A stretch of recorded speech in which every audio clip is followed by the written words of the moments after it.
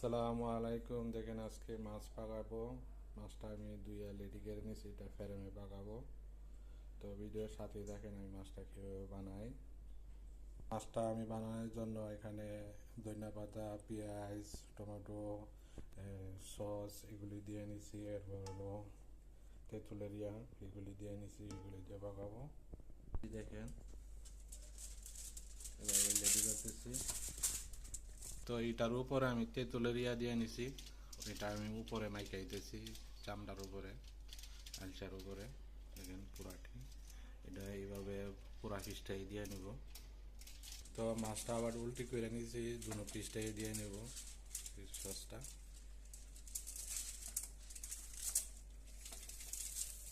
মশলাটা এখানে আবার এইভাবে দিয়ে নিব। তো দেখেন আমি মাছটার উপর একটু সামান্য একটু লবণ দিয়ে নিতেছি, লবণ আগে দেওয়া আছে।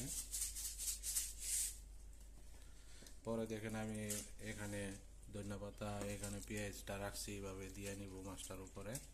পরে আমি ফ্রেমে এভাবে ডাইখা দিয়ে নিব।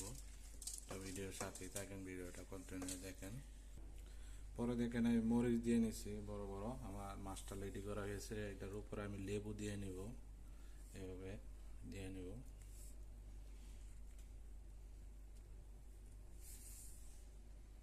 তো মাছটা আমার রেডি করা হয়ে গেছে, আমি এটার উপরে একটু লেবুর রস দিয়ে নিব এভাবে।